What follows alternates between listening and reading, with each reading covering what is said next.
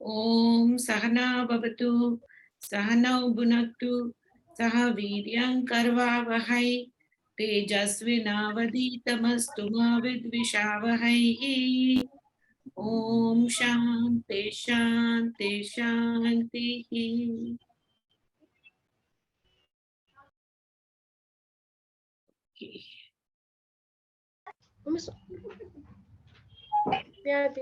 हरिओम। हरिओम, क्या हाल है? बढ़िया, happy Navratri. Same to you. जय माता दी। जय माता दी। जय माता दी।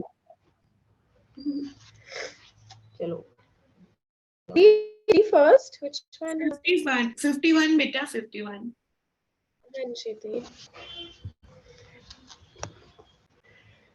कर्म जन बुद्धि युक्तः हि फलम त्यक्त्वा मनुष्यनाः जन्म बंधन विरिमुक्तः पदम गच्छति अनामन्यम. Having given up the result born of action, karma yogis wise, freed from the bondage of birth, verily attain that goal which is free from evil. अनामयम का मतलब क्या होता है कि किसी भी चेंज से इफेक्ट नहीं होना।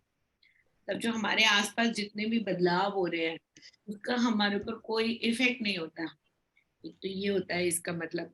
अब इसमें वो क्या कह रहे हैं, कर्मजम बुद्धि युक्त ही फलम त्यक्त्वा मनीषिणः। मनीषिणः का मतलब होता है स्मार्ट पर्सन, जिसके अंदर बुद्धि है, बुद्धि वाला पर्सन, जो समझदार है। वो कौन होता है? फलम त्यक्त्वा, बुद्धि युक्त कर्मजम, कर्म से पैदा हुए वाले जितने भी फल हैं उनको त्यक्त्वा, त्यक्त मतलब उनको छोड़ देने वाला ही उसको बुद्धिमान व्यक्ति बोलते हैं। यानी कि जो भी आप कर्म कर रहे हो उसके अंदर आपको मतलब आपका उसके फल के अंदर जो है ना, कोई भी वो नहीं है कि मेरे को इसका फल चाहिए। अब क्या होता है कि बगैर फल के कोई भी कर्म करना बड़ा मुश्किल है। आप जो भी कर्म करोगे उसके फल की तो सबको ही ये होता है कि हाँ हमें फल तो मिले, भाई कुछ ना मिले कम से कम पुण्य तो मिल भी जाए। गाय को एक रोटी भी देते हैं हम छोटी सी, तो क्या सोच करके देते हैं? दो चीजें होती है, या तो आप गाय को रोटी दोगे क्योंकि आपको भगवान से डर लगता है कि हाय भगवान हमारा बुरा कर देंगे, इससे अच्छा हम कुछ अच्छा काम करें, चलो गाय को रोटी खिला देते हैं। दूसरा ये होता है कि नहीं, गाय को रोटी खिलाने से पुण्य मिलता है। दोनों में से एक चीज तो आप सोचोगे ही ना, वरना कौन उठ करके अपने बिस्तर से सर्दी के टाइम पे बिस्तर में घुसा हुआ बंदा क्यों उठ करके जाएगा, रोटी बनाएगा, गाय को नीचे खिला करके आएगा ठंड में? कौन जाता है? उसके दिमाग में ये होता है ना कि हाँ या तो मुझे इसका पुण्य फल मिलेगा, या फिर उसको लगता है कि मेरे को कोई पाप ना लग जाए। दोनों में से एक चीज तो होती ही है। तो हम जो भी कर्म करते हैं उसके फल की तो हमें अपेक्षा रहती ही है हमेशा। कुछ ना कुछ सोच करके ही हम जाते हैं कि हाँ चलो ये कर्म कर रहे हैं, इसका फल तो मिलेगा, है कि नहीं? भाई अब नवरात्रि शुरू हुई है तो नवरात्रि के अंदर क्या होता है कि हम फास्ट रखते हैं, पूजा पाठ करते हैं, माता रानी को घर लेकर के आते हैं, उनका श्रृंगार करते हैं और उनका श्रृंगार करते हैं, उनको अच्छे अच्छे फलों का भोग लगाते हैं, रोज व्रत का खाना बना करके पहले भोग लगाते हैं, दुर्गा सप्तशती का पाठ भी करते हैं, कुछ लोग रात को जागरण भी करते हैं। तो क्यों करते हैं वो नवरात्रि में? क्यों करते हैं? तो यही होता है ना कि हाँ हमें पुण्य मिले। पुण्य का फल तो हर किसी को चाहिए। तो वो कह रहे हैं कि अगर तुम फल की इच्छा कर रहे हो तो तुम बुद्धिमान व्यक्ति नहीं। बस जो भी कर्म करना है उसको करते जाओ, ये मत सोचो कि मुझे इसके बदले में क्या मिलेगा। क्योंकि अगर फल की वो करोगे, इच्छा करोगे, तो अपने आप को ना बहुत छोटा मान लेते हो, आप बना लेते हो। प्रभु कहते हैं कि देने के लिए मैं बहुत उदार हूँ, मेरे पास देने के लिए बहुत कुछ, पर तुम क्या मांग रहे हो? एक छोटी सी चीज मांग रहे हो। अगर आपने पुण्य भी मांगा, एक रोटी, गाय को रोटी खिलाने का आपने एक पुण्य भी मांगा, तो वो पुण्य आपका कितने दिन चलेगा? 1 दिन, 2 दिन, 3 दिन, 4 दिन, चलो 1 साल, चलो 10 साल, फिर भी खत्म तो हो जाएगा ना। वो कहते हैं अगर तुम कुछ भी नहीं मांगोगे तो मैं तुम्हें इतना दूंगा कि तुम सोच भी नहीं सकते। इसलिए कर्म करते जाओ। ये नहीं है कि मेरे को इसके बदले में कुछ चाहिए, पर कर्म करते जाओ अपने, और उसके फल को ना त्यक्त्वा, त्याग दो उसका फल। कुछ नहीं चाहिए मुझे, लेकिन ये मेरी ड्यूटी है कि मैं करूं। क्यों? क्योंकि गाय भूखी है। गाय भूखी है, वो मैं तो बड़ा, मैं अपने आप को बहुत ज्यादा खुश और बहुत अपने आप को धनी मानती हूँ कि मेरे द्वार पर आकर के गाय ने वो हुंकार भरी है कि भैया मेरे से ज्यादा लकी तो कोई इंसान हो ही नहीं सकता, सबके तो दरवाजे छोड़ करके मेरे दरवाजे पे आई है गाय और हुंकार भर रही है, तो मेरे से ज्यादा लकी और कौन हो सकता है? कोई भी नहीं हो सकता। भाई मेरे दरवाजे तक आई है गाय, किसी और के घर भी तो जा सकती थी, लेकिन देखो मैं कितना लकी हूँ कि मेरे घर के बाहर आकर के आई है, इसने मेरे को एक चांस दिया है कि मैं इसको खाना दूं, बेचारी भूखी है तभी तो आई है ना। ये सोच करके अगर हम अपना कर्म करते हैं, बदले में हमें कुछ नहीं चाहिए, ना तो हमें डरने की जरूरत है प्रभु से, ना हमें पुण्य की जरूरत है। क्यों? क्योंकि अगर आप पुण्य मांगोगे तो वो भी क्षीण हो जाएगा। अगर आप कुछ भी नहीं मांगोगे तो फिर प्रभु क्या करेंगे? फिर वो भर भर के आपको देंगे। हम अपने बच्चों के साथ भी तो यही करते हैं ना। बच्चों के साथ हम क्या कहते हैं? बच्चों को बोलते हैं अच्छा बेटे को आपने बोला कि बेटा एक गिलास पानी का पिला दे, वो बेटा पानी लेकर के आया, फिर आपने उसको बोल दिया जा थोड़ा सा मेरे लिए फ्रूट काट के ले आ, फ्रूट काट के ले आया। ठीक है, बच्चा तो अपना कर्म कर रहा है। अच्छा उसके बाद में आपने क्या सोचा कि बच्चा मेरे लिए बहुत कुछ कर रहा है, भगवान जीता रहे, भगवान इसको लंबी उम्र दो, मेरा बच्चा फले फूले। आप यही दुआ मांगते हो ना, उसके लिए मांगते हो ना। क्यों? क्योंकि उसने बच्चे ने तो कुछ मांगा नहीं, आपने पानी मांगा उसने ला के दे दिया, आपने फ्रूट बोला काटने के लिए उसने काट के दे दिया। उसने तो कुछ नहीं मांगा कि मम्मी मेरे को दे दो इसके बदले में कुछ, कुछ नहीं मांगा। तो आप क्या बोलोगे? प्रभु इसका भला कर, प्रभु इसको लंबी उम्र दे, देखो देखो मेरे लिए फ्रूट काट के लाया। तो आपके दिल से उसके लिए दुआएं निकलती हैं। ऐसे ही जब प्रभु कहते हैं कि तुम मेरे से कुछ नहीं मांगोगे ना, तो मैं तुम्हें इतना दूंगा, भर भर के दूंगा। और जो कुछ नहीं मांगता वही बुद्धिमान व्यक्ति है। यानी कि जो मांगता है वो क्या हो गया? वो तो मूड हो गया, उसकी तो मूड बुद्धि हो गई। मांग मांग के इतना मिला हुआ है, फिर भी और मांगना है और मांगना है। तो कह रहे हैं कि त्यक्त्वा कर्मजम बुद्धि युक्त है फलम त्यक्त्वा मनीषिणः जन्म बंध विनिर्मुक्तः पदम गच्छन्ति। पदम गच्छन्ति का मतलब होता है कि ज्ञान जिसके अंदर होता है। गच्छन्ति के ना कई मतलब होते हैं, एक तो किसी चीज को पाना होता है, एक कहीं चले जाना होता है, और एक होता है ज्ञान को प्राप्त करना। तो यहाँ पर गच्छन्ति का मतलब है ज्ञान को प्राप्त करना। तो कहते हैं कि जो ज्ञानवान व्यक्ति है, जिसके अंदर ज्ञान है, वो जो है ना वो परम पद की तरफ जाता है। परम पद की तरफ जाता है का मतलब ये हो गया कि उसको मोक्ष मिलता है। मोक्ष का मतलब ये हो गया कि दोबारा से वो किसी और योनि में पैदा होकर के नहीं आएगा, ना वो इंसान बनेगा, ना जानवर बनेगा, ना पक्षी बनेगा, ना मछली बनेगा, वो कुछ नहीं बनेगा। फिर उसके लिए खत्म हो गया एक चक्र। लेकिन अगर आप अपने कर्मों का फल मांगते रहोगे, मांगते रहोगे, मांगते रहोगे, तो आप अपने आप को इस जन्म चक्र के अंदर फंसा करके रखोगे, फिर आपको मोक्ष नहीं मिलेगा। तो कहते हैं कि इसलिए बुद्धिमान बनो, मनीषिणः, बुद्धिमान बनो, और अपने कर्मों के बदले में आप कुछ मत मांगो, बस चलते रहो। एक जैसे दे दिया खत्म हो गया, दे दिया खत्म हो गया, दे दिया खत्म हो गया। पानी का ग्लास होता ना, पानी का ग्लास आपने लिया, हवा में उछाल दिया उसको, तो खत्म हो गया ना, वो पानी उड़ गया, गिर गया, पता नहीं क्या हुआ। ऐसे ही कर्म करो, उछाल दो उसको, खत्म कर दो, नहीं चाहिए बदले में कुछ भी। कर्म करते जाओ, करते जाओ, करते जाओ, करते जाओ। अच्छा क्या होता है ना, ये भी हमारे ना इंसानों के अंदर एक बड़ी बड़ी विचित्र बात होती है। जब अपने लिए कर्म करने की बात आती है तो हम बड़े उसके साथ लग करके काम करते हैं। सपोज अभी अभी हमें कोई बोले ना कि घर के लिए खाना बनाना है, बड़े मजे से पनीर की सब्जी बनेगी, उसके अंदर मसाले भी चुन चुन के डलेंगे, क्रीम भी डलेगी थोड़ी सी, है ना, उसको कैसे सजा सुजू करके आप बनाते हो।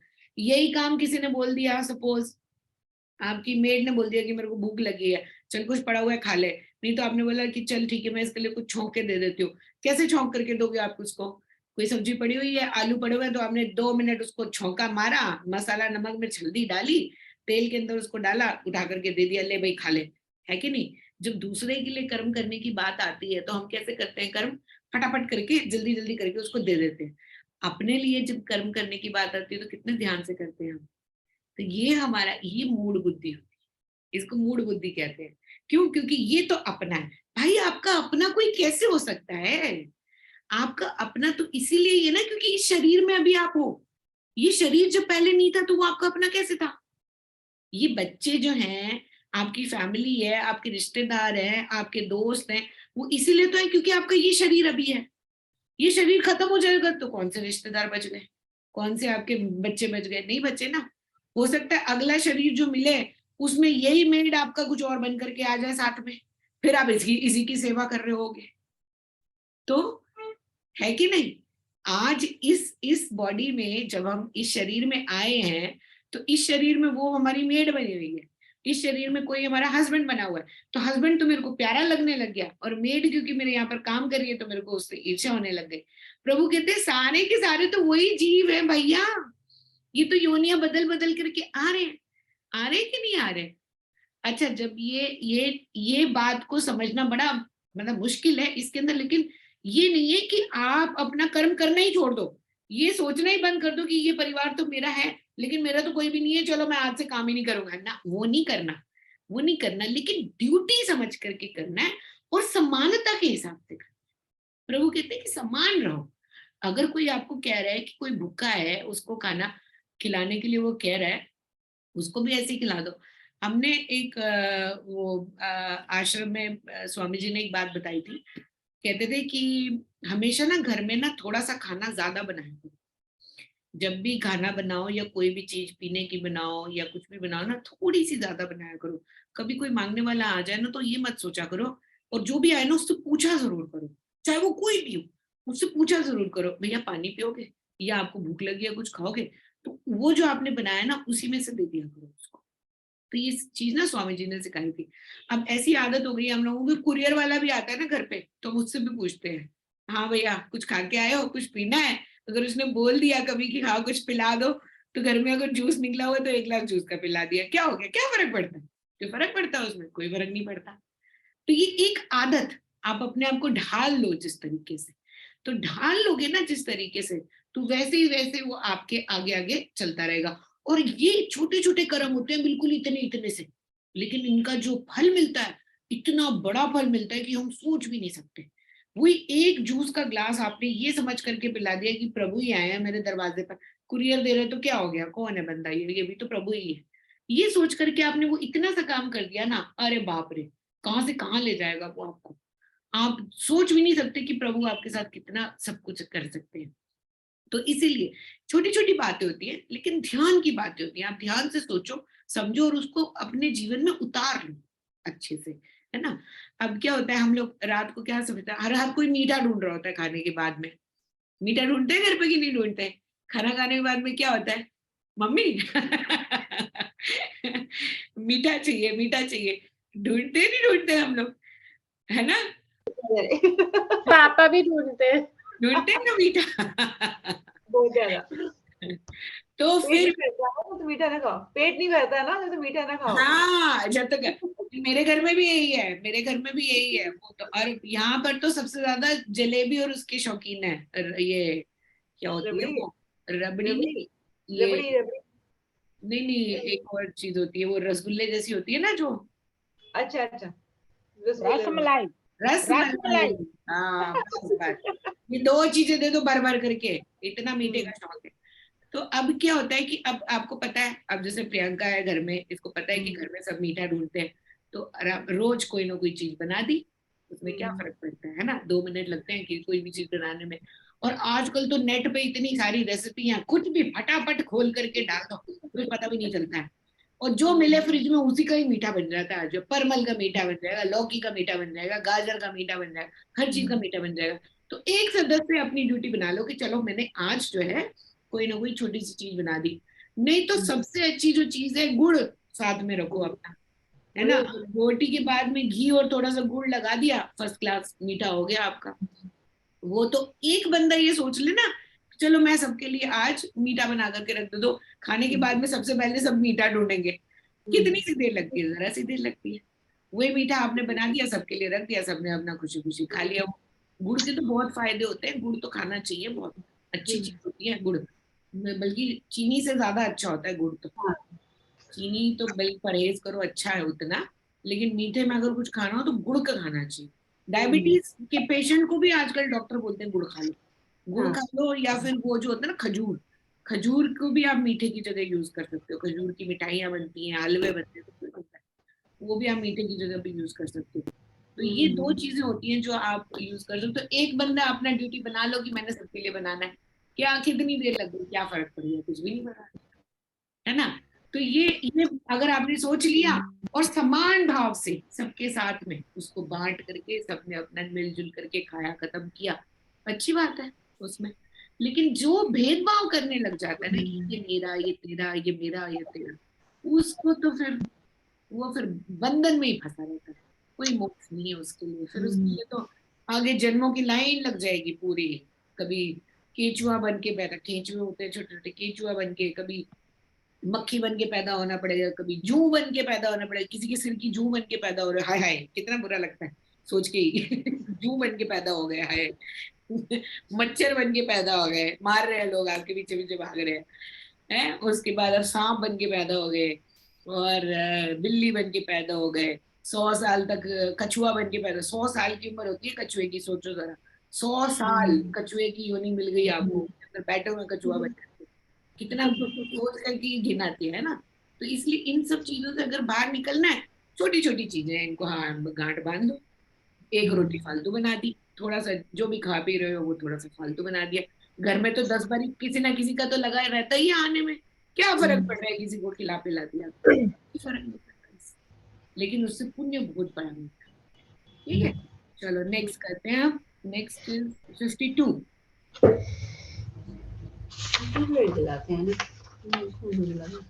यदा ते मोहकलीलं बुद्धिः व्यात्रदिष्टि यति तदा गन्तसि निर्वेदं श्रोतस्य च. When your intellect goes beyond the mist of delusion, then you will attain dispassion towards what is yet to be heard and what is already heard. देखो, वैराग्य का मतलब अभी हर जगह पर ये बात सुनने को मिलती है ना, वैराग होना चाहिए, वैराग होना चाहिए, वैराग वैराग वैराग। ऐसे क्यों हो जाता है? हाँ, कुछ बटन दबाया होगा आपने। अच्छा, जवाब है। तो ये वैराग की बातें हम सुनते हैं कि भाई विराग होना चाहिए, विराग होना चाहिए, वैराग्य होना बड़ा जरूरी है, ये सुनते हैं कि नहीं? हम सुनते हैं विराग। ये विराग का मतलब क्या होता है? वैराग्य का क्या मतलब होता है? विराग का मतलब होता है जब आपको किसी चीज के होते हुए भी उसके साथ में अटैचमेंट नहीं। विराग का मतलब ये नहीं होता कि आप अपने घर की सारी चीजों को छोड़ करके, ये ना इसका हिंदुस्तान में बड़ा गलत मीनिंग समझा जाता है विराग का। लोगों को ये लगता है कि आपके पास जो भी सामान है दूसरों को बांट दो, अपनी सारी संपत्ति दूसरों को बांट दो, और अपना ऑरेंज कपड़े पहन लो, सफेद कपड़े पहन लो, और जाकर के जप करना शुरू कर दो। वो विराग नहीं होता।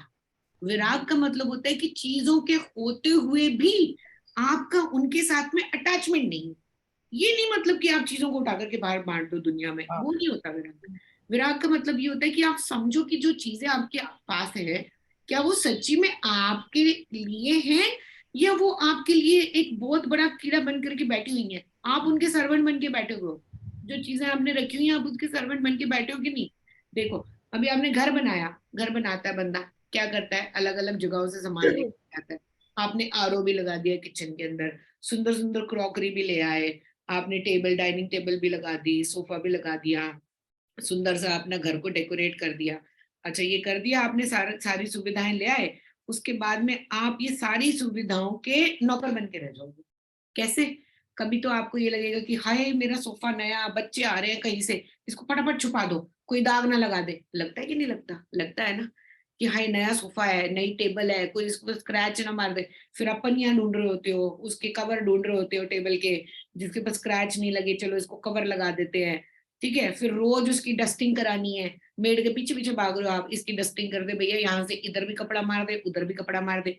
सारे दिन में हमें पता चलता है कि हम चीजों के पीछे पीछे भाग रहे हैं। वो एक टेबल जो आप नहीं लाए हो, या फिर कोई वॉल पेंटिंग लाए हो, कोई चीज लेकर के आए हो, हम उसके गुलाम बन के रह जाते हैं, उसके पीछे पीछे भागते रहेंगे सारा दिन, इसके ऊपर भी कपड़ा मार दे। अच्छा, कोई नहीं मिलेगा तो खुद ही लग जाते हैं कपड़ा मारने में भैया पेंटिंग लाए हो, कोई बात नहीं, उसको टंगी रहने दो। नहीं, हम चीजें इकट्ठी करते हैं, फिर उनके गुलाम बन जाते हैं। हम लोगों को इकट्ठा करते हैं, फिर उनके गुलाम बन जाते हैं। आपने लोगों दोस्त बना लिए, किट्टी पार्टियां ज्वाइन कर ली, कितने सारे ग्रुप आपने ज्वाइन कर लिए, फिर सबको बैठ करके एक एक एक एक एक एक, एक को सबको मैसेज डाल रहे हो, कभी फोटोए डाल रहे हो, कभी ये डाल रहे हो। क्या कर रहे हो आप? उनकी गुलामी तो बन करके बैठे हो कि नहीं? चीजों के इकट्ठी कर ली, उनकी गुलामी तो बन करके बैठे हो या नहीं? एक कुत्ता पाल लिया, आप कुत्ते को तो ले आए, कुत्ते को पालना का मतलब हो गया आप उसके नौकर बन के घूमोगे। क्यों? उसको पॉटी कराने का टाइम आपको निकालना पड़ेगा। नीचे है ना मेरे ख्याल से एक डॉगी तो आपके घर में भी है। ऊपर अच्छा, दो है मिर्ला के पास भी है। अच्छा, तो फिर वो क्या हो गया, डॉगी पाल लिया, उसके बाद उसको पॉटी कराने का टाइम, सुसु कराने का टाइम, है ना। फिर उसने रात को बारी बारी उठ करके कि गंदा ना कर दे, फिर उसको देखते रहो। उसको खाने का टाइम, टाइम पर सारा खाना आ रहा है नहीं। आजकल तो डॉगियों के खाने इतने तरह के आते हैं, हमसे ज्यादा वैरायटी उनके खानों की होती है। कोई पाउच वाला खाना, कोई नॉर्मल अलग वाला खाना, कोई ये वाला खाना, कोई वो वाला खाना, च्यू स्टिक उनकी अलग आ रही है, कपड़े उनके अलग आ रहे हैं, रिबन लगा रहे हैं जी, उनको बैठ करके श्रृंगार कर रहे हैं उनका पूरा। डॉगी पालना मतलब आप उसी की गुलाम बन करके बैठ गए। आप तो लेकर के उसको किस लिए आए थे, अपने लिए, कि हमारे को सिक्योरिटी देगा। सिक्योरिटी आपको कुत्ता देगा या भगवान देगा? भगवान जब पालने वाला है, सिक्योरिटी तो भगवान दे रहा है। आप सोच रहे हो मैं कुत्ता पालूंगा ये मेरे को चोरों से बचाएगा?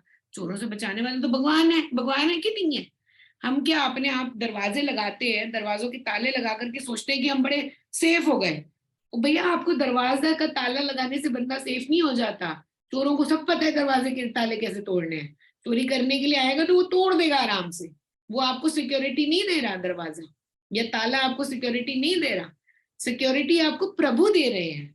तो ये सोचना ना हमारे को, जब हमारे लिए जो भी कर रहे हैं वो प्रभु कर रहे हैं। करने वाला वो बैठा है, उसी की सृष्टि है ये पूरी। हमें उसी ने बनाया है, सब कुछ उसी ने बनाया है। लेकिन हम चीजों को इकट्ठा करते जा रहे हैं, करते जा रहे हैं, करते जा रहे हैं, करते जा रहे हैं, फिर उनके गुलाम बन के बैठ जाते हैं। तो ये गुलाम बनने की जरूरत नहीं है। क्यों? अच्छा, हमें क्यों क्यों लगता है कि हमें चीजें इकट्ठी करनी चाहिए? क्या ऐसी क्या जरूरत होती है?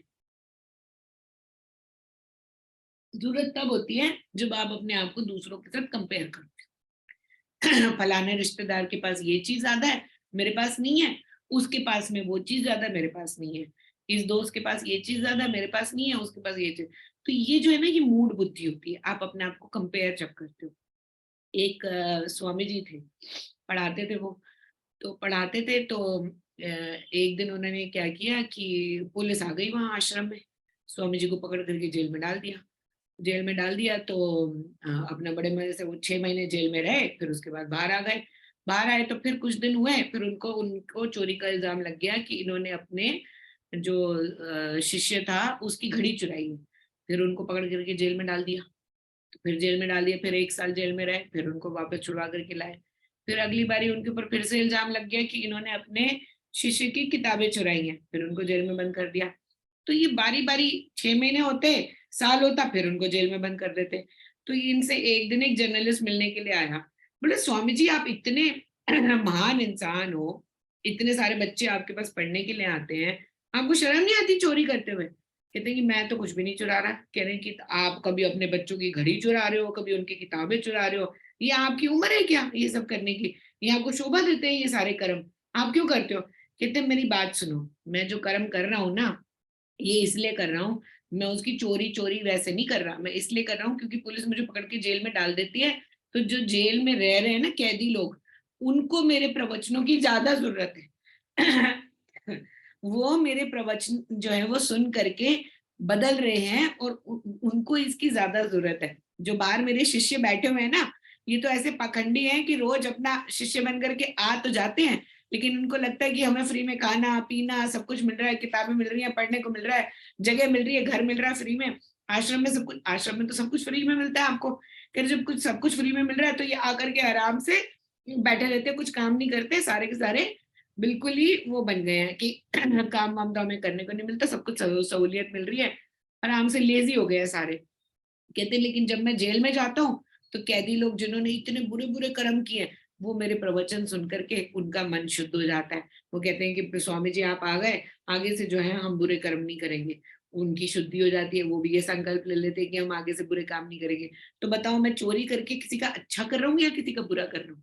अच्छा ही तो कर रहे हैं। फिर उनकी चोरी चोरी थोड़ी मानी जाएगी, नहीं मानी जाएगी ना। तो ऐसे ही हमें जो है ना, हर चीज को ना बड़े ध्यान से देखना चाहिए अपने आसपास। आप कौन सा कर्म कर रहे हो जिससे कि बेनिफिट होता है लोगों का? किसी का बेनिफिट अगर हो रहा है ना, तो वो आपका पाप कर्म भी पुण्य में बदल जाएगा। और किसी का अगर उससे नुकसान होता है तो आपका पुण्य कर्म भी उससे पाप कर्म हो जाएगा। ये दोनों दोनों पुण्य में पाप देखो और पाप में पुण्य देखो। और वैराग्य का मतलब ये होता है कि जब आपके पास सब कुछ सहूलतें हैं लेकिन फिर भी आपकी उनके साथ में अटैचमेंट नहीं है, उसको वैराग्य कहा जाता है। वैरागी का मतलब ये नहीं होता कि आप अपने घर का सामान जा करके आश्रमों में बांट दो ना, और संन्यास ले लो ना, वो नहीं होता वैरागी।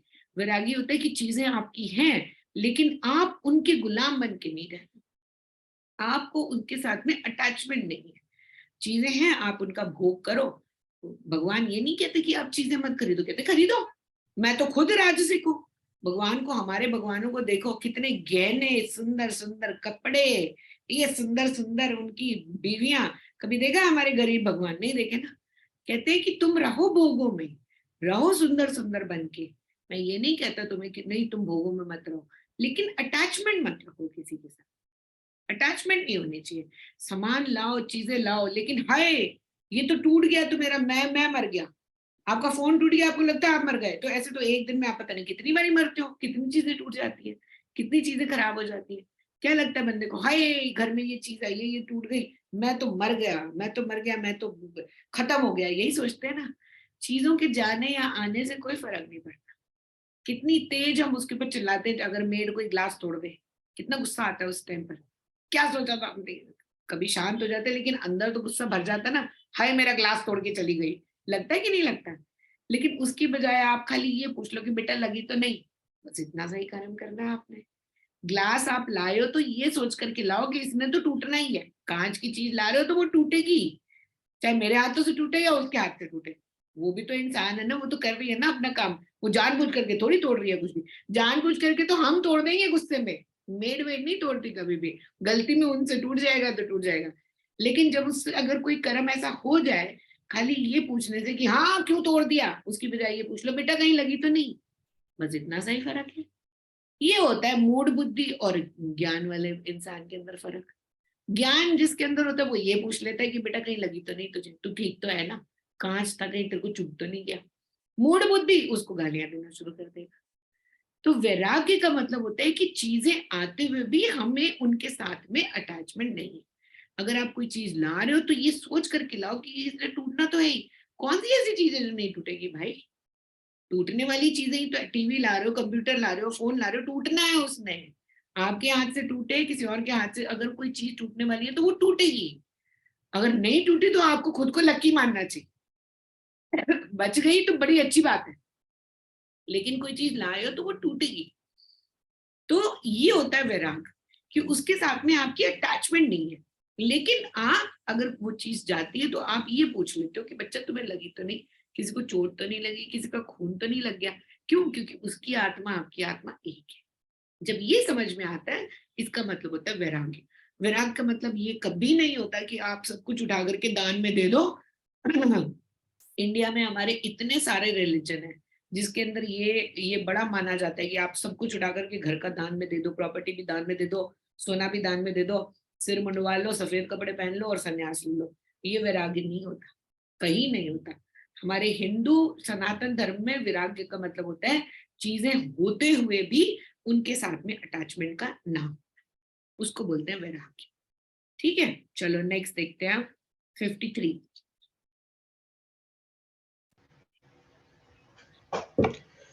श्रुति विप्रतिपन्ना ते यदा शस्त्रयति निश्चला समोधो अचल्या बुद्धिः तदा योगम अवाप्यसि. When your intellect, which is now confused by listening to various means and ends, abides later in the Atma without doubt and without error, then you will attain yoga. देखो, आप कर्म करते जाओ और कर्म करते हुए उसके साथ में अटैचमेंट नहीं होनी चाहिए, उसको योगा कहते हैं। योगम अवाप्यसी। बुद्धि तदा योगम अवाप्यसी, मतलब योगा का मतलब ये होता है कि आप कर्म करते जाओ। किसके लिए कर रहे हो? आप प्रभु के लिए। ये सोच करके आप कर्म करो, और ये नहीं सोचो कि मैं कर रहा हूं। कौन कर रहा है? प्रभु ही कर रहे हैं।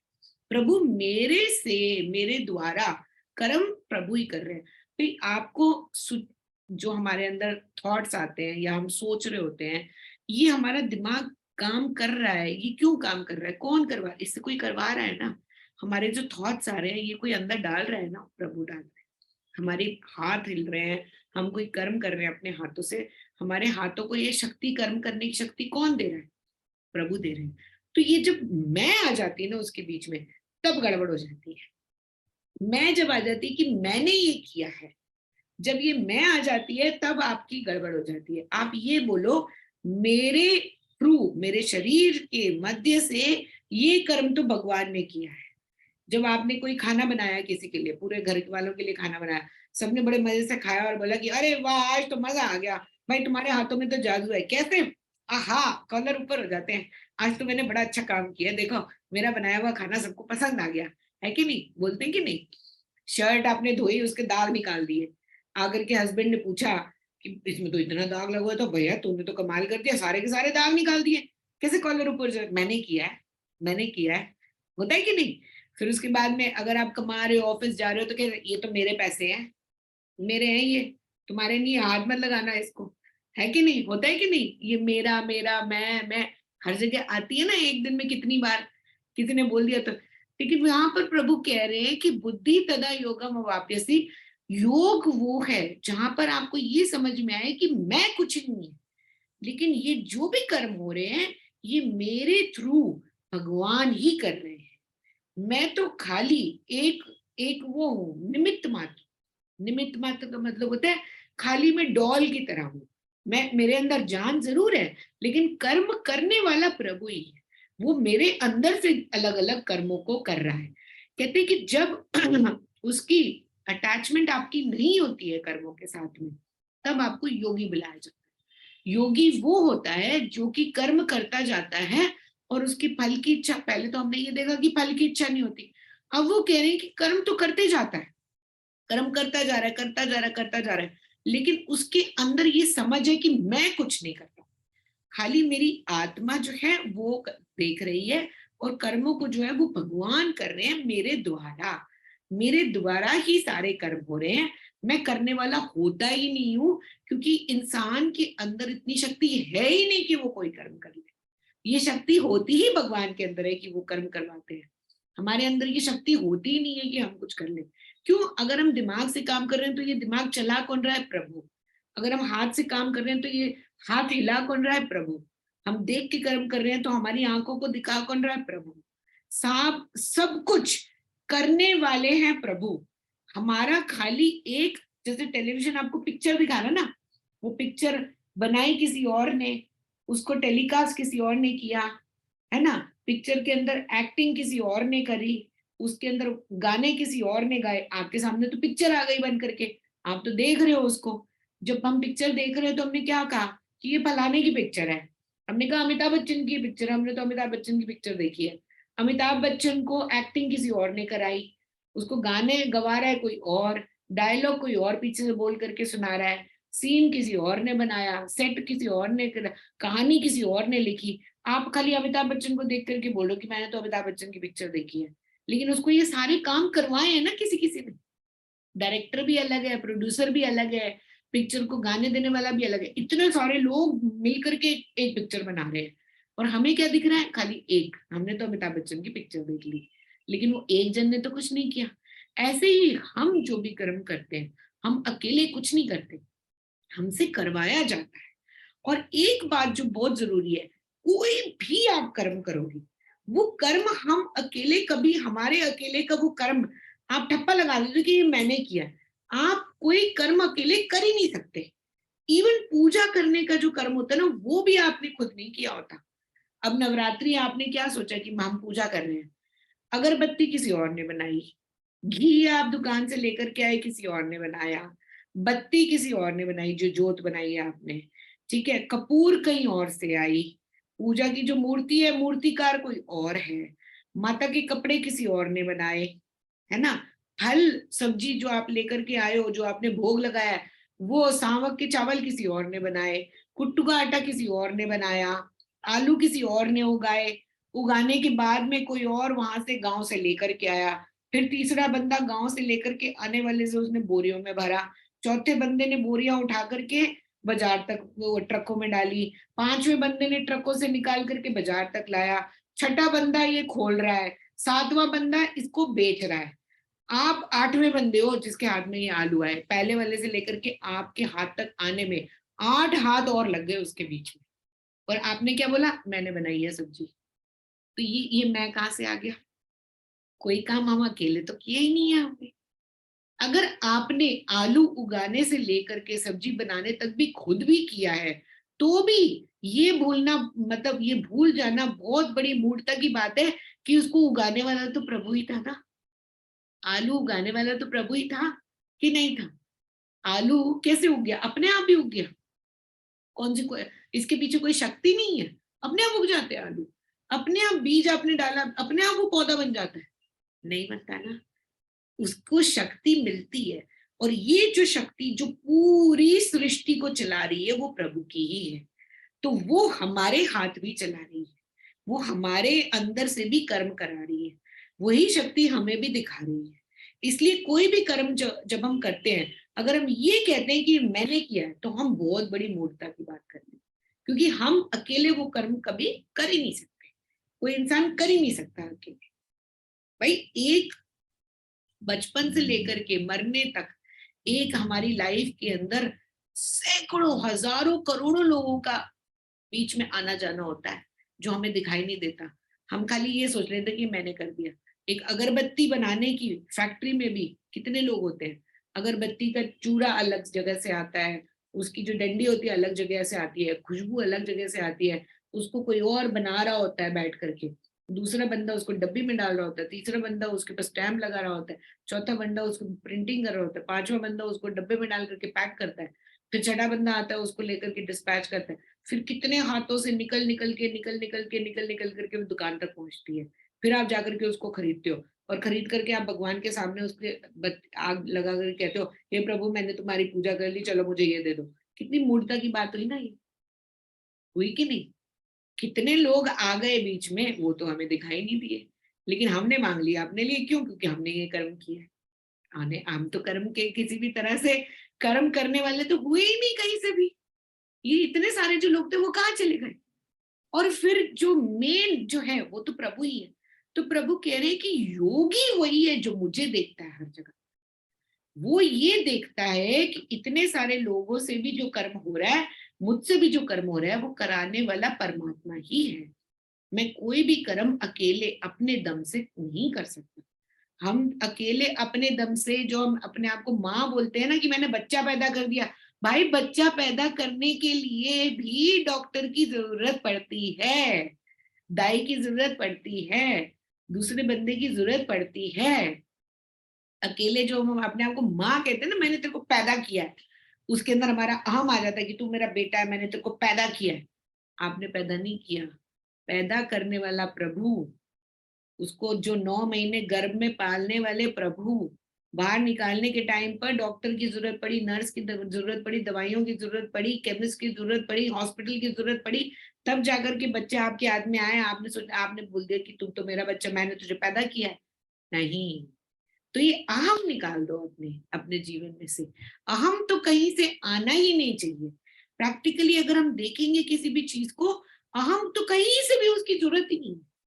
अहम होना ही नहीं चाहिए कहीं से भी। करने वाला प्रभु, करवाने वाला प्रभु, भोगने वाला प्रभु, भोग कराने वाला भी प्रभु, सब कुछ वो ही कर रहा है, सारी उसकी लीला है। लेकिन हम अपने आप का अहम बीच में डाल करके खुद को जो है बहुत बड़ा वो समझते हैं कि हाँ मैंने ये कर दिया, मैंने वो कर दिया। तो कहते हैं, प्रभु कहते हैं योगी बनो। और योगी वो है जिसको कि ये दिखता है कि करने वाला मैं हूँ।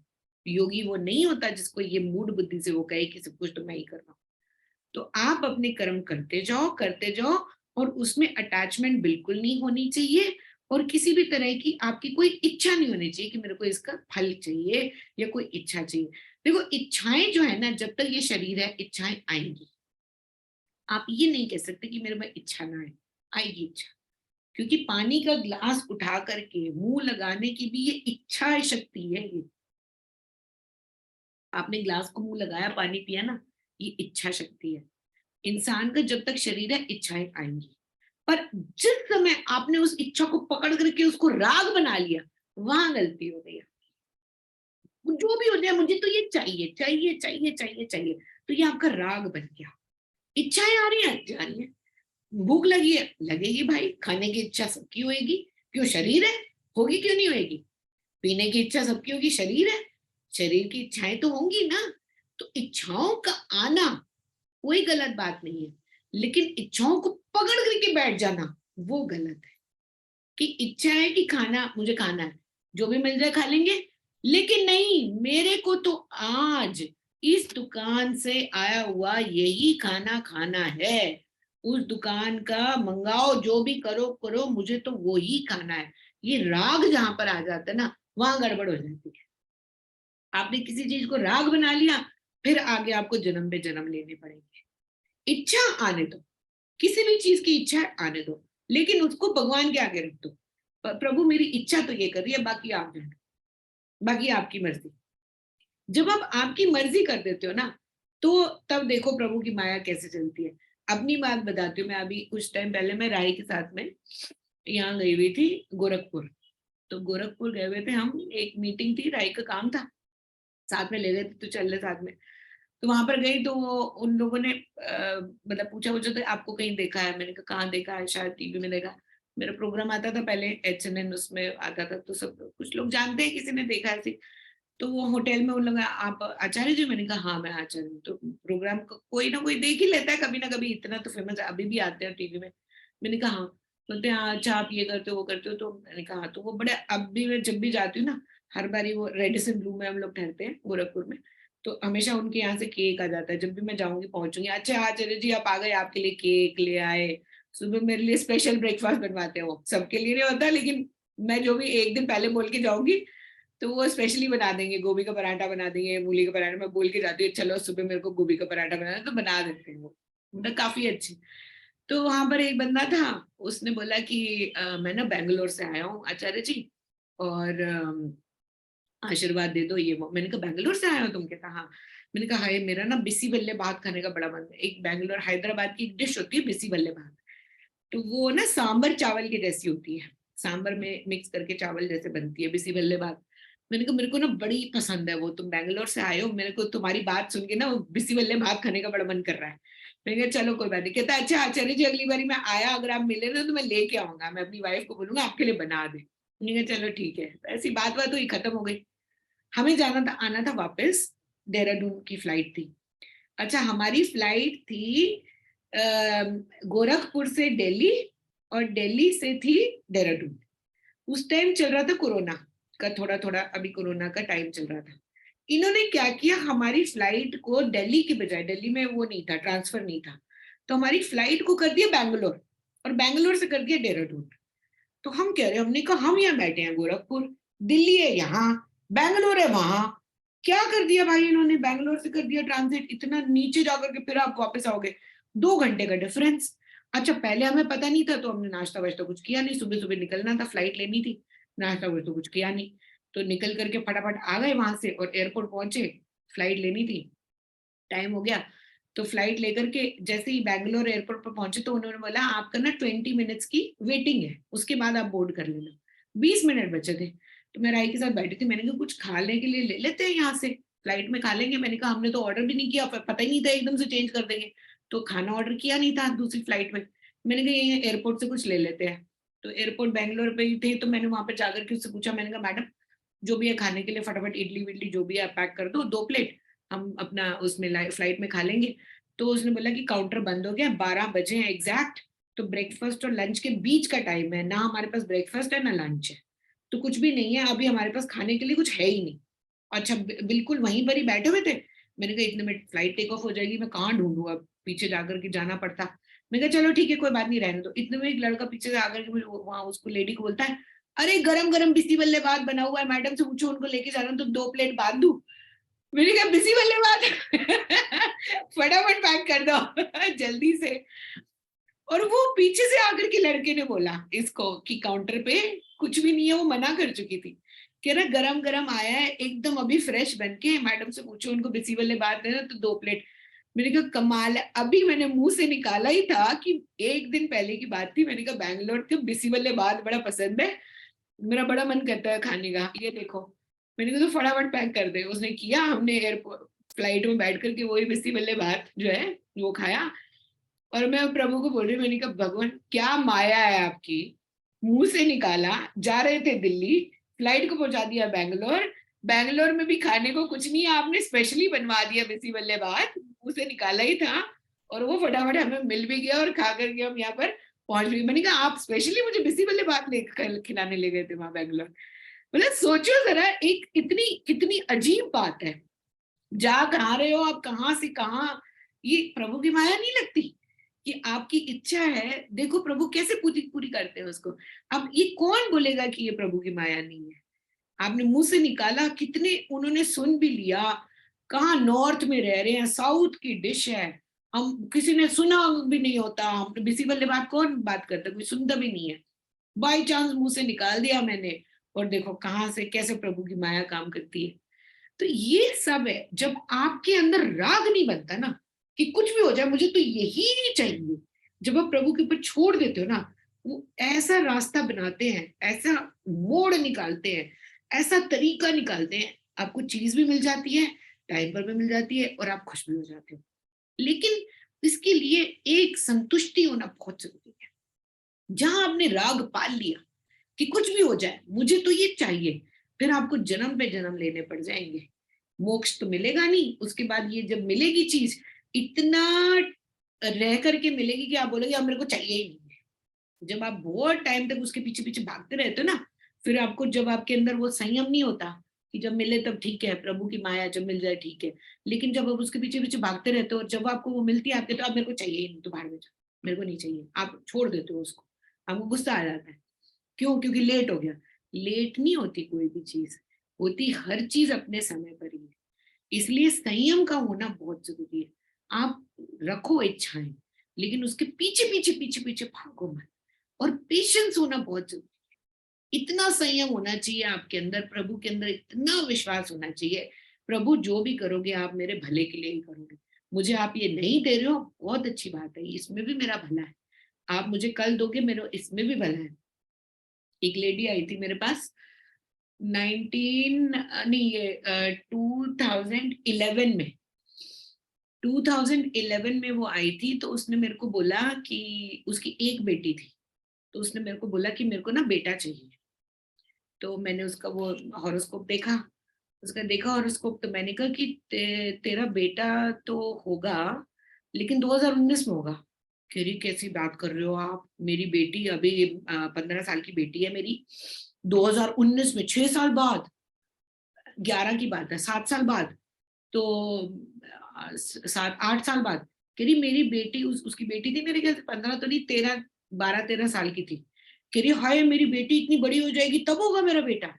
मैंने कहा और होगा भी तेरे, तू एक मांगेगी दो होंगे तेरे, तो तेरे एक मांगेगी तेरे दो होंगे, लेकिन होंगे तेरे 2019 में ही, उसके बाद ही होंगे, उससे पहले नहीं होंगे। कहती नहीं नहीं मैं तो ट्राई करूंगी। अच्छा, वो करती रही, ट्राई भी करती रही, नहीं हुआ। मिसकैरेज पे मिसकैरेज होते गए, डॉक्टरों ने भी जवाब दे दिया कि अब मत आना, हो गया, अब हमने हाथ जोड़ लिया, अब नहीं हो सकता, जाओ। नहीं हुआ। 2019 में जुड़वा बेटे हुए उसके, 2019 में ही हुए हैं, और जुड़वा बेटे ही हुए हैं।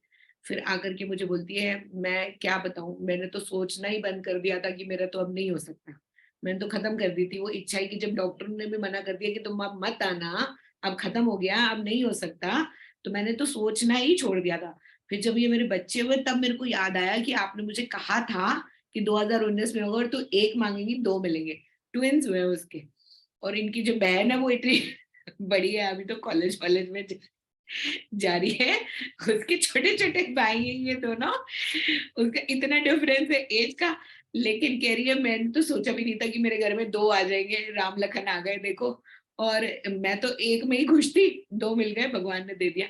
तो देखो ये चीज होती है, जब आपके पास संयम आ जाता है ना, सब्र आ जाता है ना, तब आपको जो भी प्रभु देते हैं दिल खोल के देते हैं। एक मांगोगे दो देंगे, दो मांगोगे चार देंगे।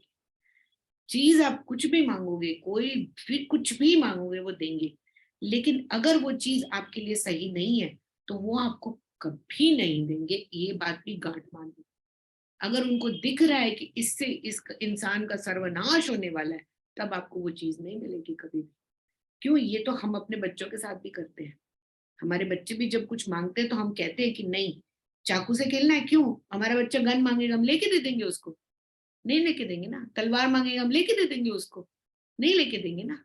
जितना भी समझदार हो बच्चा, लेकिन माँ के अंदर दिल में क्या होता है, ना मैं बच्चे को तलवार तो नहीं दूंगी, होता है कि नहीं? मेरा बेटा गन तो नहीं खरीदेगा, होता है कि नहीं? चाहे जितना मर्जी आपको विश्वास हो बच्चे के ऊपर, लेकिन हमें पता है कि नहीं, हम अपने बच्चे को ये चीज नहीं दिला सकते, चाहे कुछ भी हो जाए, ये तो नहीं आएगी। बस बोल देते हैं ना घर में कि नहीं, तलवार तो तुम नहीं खरीद सकते। तो ऐसे ही प्रभु के अंदर विश्वास रखो। और योगी वही है जिसमें संयम है, संयम कूट कूट के भरा हुआ है आपके अंदर, पेशेंस है बहुत। जो तुम चाहो प्रभु, तुम्हारी इच्छा, ये सृष्टि तुम्हारी, करने वाले तुम, कराने वाले भी तुम, मैं तो कुछ हुई नहीं, मैं तो निमित्त हूं। जब आप कर दोगे तब अच्छा है, नहीं करोगे तो भी अच्छा है, आपकी इच्छा है। मैं तो खुद आपका हूं, मैं तो खुद आपका हूं, और मेरी कोई इच्छा होगी तो वो भी आपकी है। अब आप अपनी इच्छा पूरी करो ना करो, आपकी मर्जी। ये बुद्धि जिस दिन आपके अंदर आ गई, उसको कहते हैं योगी। संयम जो है वो कूट कूट के भरा हो, जो भी हो, जब भी हो, जिस समय हो, आपकी मर्जी। इच्छाएं आ रही हैं, आने दो, इच्छाओं को आने दो, आने दो, कोई बात नहीं, आती रहेंगी। लेकिन उनको जिस दिन आपने पकड़ लिया, उस दिन आप मूड बन गए, उस दिन आपकी बुद्धि भ्रष्ट हो गई।